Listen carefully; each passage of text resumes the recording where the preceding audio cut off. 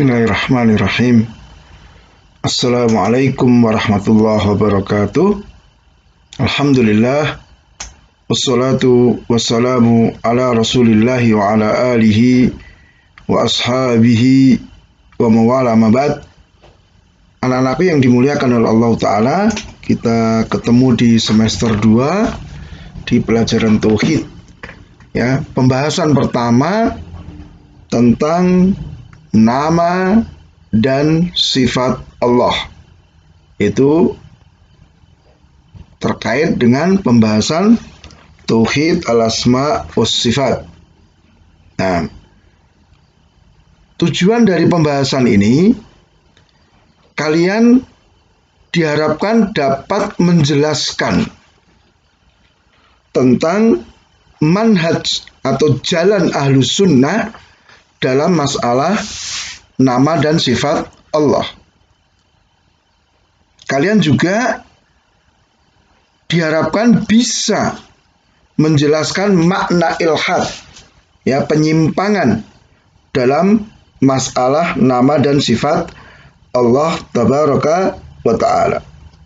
Nah, kemudian kita masuk di pelajaran pertama, yaitu menetapkan nama-nama dan sifat-sifat Allah dan larangan ilhad.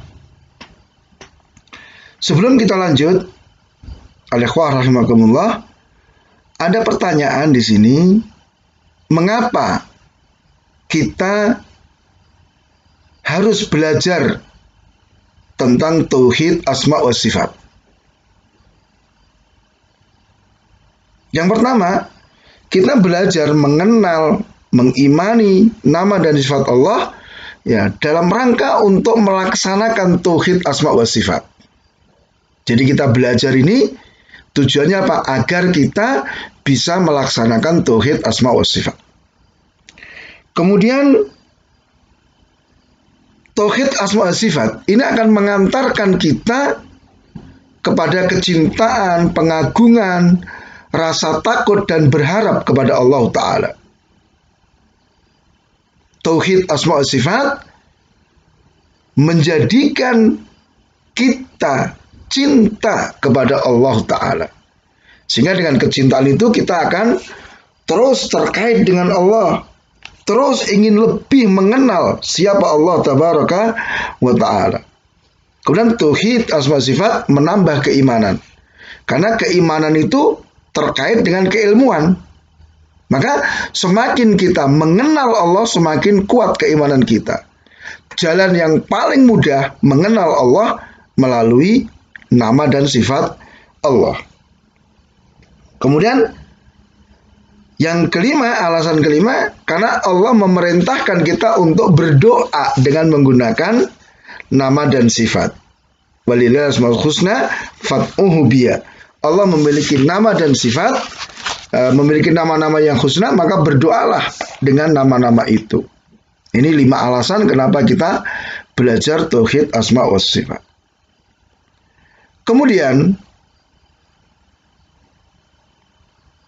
akidah Ahlus Sunnah wal Jamaah dalam masalah nama dan sifat. Ya. Mereka menetapkan apa yang telah ditetapkan oleh Allah bagi dirinya atau yang ditetapkan oleh Rasul Sallallahu Alaihi Wasallam dari nama dan sifat Allah Ta'ala. Jadi apapun yang ditetapkan oleh Allah dalam Al-Quran atau ditetapkan oleh Rasul dalam hadis yang sahih tentang nama dan sifat Allah, kita tetapkan. Kita tidak boleh menolak. Yang kedua, Ahlus Sunnah meniadakan apa yang ditiadakan oleh Allah dari dirinya atau yang ditiadakan oleh Rasul Sallallahu Alaihi Wasallam. Ya, jadi misalnya Allah Ta'ala tadi apa? Menetapkan Ar-Rahman, Ar-Rahim, As-Sami, Al-Basir, maka kita tetapkan. Demikian pula ketika Allah mengkabarkan la ta'khudhuhu sinatun wala naum, Allah tidak terkena ngantuk, tidak terkena tidur, maka kita juga meniadakan hal itu. Ya, Allah mengatakan dirinya tidak zalim, maka kita juga meniadakan kezaliman dari Allah Ta'ala. Nah, di sini Ahlus Sunnah berpegang dengan firman Allah Ta'ala As-Surah ayat ke-11, laisa kamitslihi syai'un wa huwas samiul basir. Ya, tidak ada satupun yang serupa dengan Allah dan Dia yang Maha mendengar dan Maha melihat. Jadi ketika kita menetapkan nama dan sifat, itu tidak sama antara nama dan sifat Allah dengan nama dan sifat makhluk. Kesamaan hanya pada lafaz dan maknanya. Tapi hakikat dari nama dan sifat Allah tidak sama dengan nama dan sifat makhluk. Dan Dia Maha mendengar, Maha melihat. Jadi di sini Allah Ta'ala laisa kamitslihi syai'un meniadakan kesamaan dari makhluknya. Kemudian bahwa Samiul Basir, Allah menetapkan bahwa dirinya memiliki nama dan sifat. Yang dicontohkan dalam ayat ini adalah As-Sami Al-Basir. Kemudian berdoa dan bertawasul kepada Allah dengan menggunakan nama dan sifat Allah. Ya, Allah katakan walillahil asmaul husna fad'uhu biha. Hanya Allah yang memiliki asmaul husna. Maka berdoalah kepada Allah dengan menyebut asmaul husna itu. Dan memang ya di sini berarti Allah memerintahkan kita untuk berdoa dengan menyebut nama-nama Allah. Anak-anak yang dimuliakan, kita paham ya, tidak mungkin kita berdoa kepada Allah tanpa menyebut nama Allah, tidak mungkin. Ya, kita bisa mengawali dengan Allahumma Rabbana. Ya. Kemudian kalau di buku itu ya Aziz, ya Tawwab, ya Sami, ya, kita sebut nama-nama Allah Tabaraka wa Ta'ala ketika kita berdoa. Nah, jadi tidak mungkin kita berdoa tanpa menyebut nama Allah Tabaraka wa Ta'ala. Cuman di sini ketika kita berdoa, kita sesuaikan nama Allah dengan permintaan kita. Ketika kita meminta ilmu, ya kita panggil nama Allah Al-Alim, kan begitu. Ya, ketika kita minta ampunan, ya Ghafur, begitu.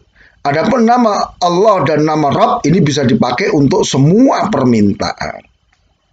Nah, kemudian al-ikhwah, di sini Rasulullah kabarkan bahwa Allah memiliki 99 nama. Man ahsaha dakhala jannah. Siapa yang mengihsa maka dia masuk surga.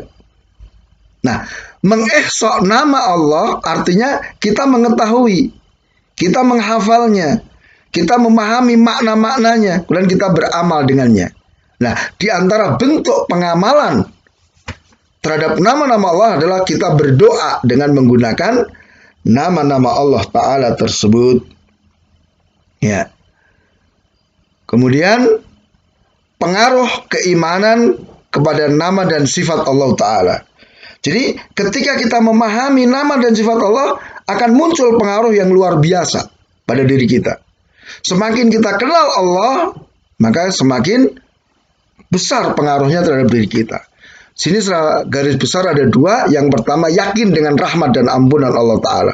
Jadi ketika kita mengenal nama Ar-Rahman, Ar-Rahim, Al-Ghafur, ya, maka kita yakin bahwa Allah akan merahmati kita, Allah akan mengampuni kita.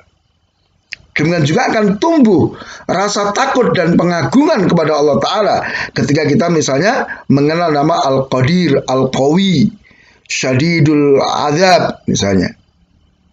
Ya, maka ini semakin kita kenal dengan Allah, maka akan semakin baik peribadatan kita kepada Allah Tabaraka wa Ta'ala. Nah, demikian mudah-mudahan bermanfaat ya sebagai muqaddimah dari pengenalan terhadap tauhid al-asma was sifat. Subhanakallahumma wa bihamdika asyhadu an la ilaha illa anta astaghfiruka wa atubu ilaik. Wassalamualaikum warahmatullahi wabarakatuh.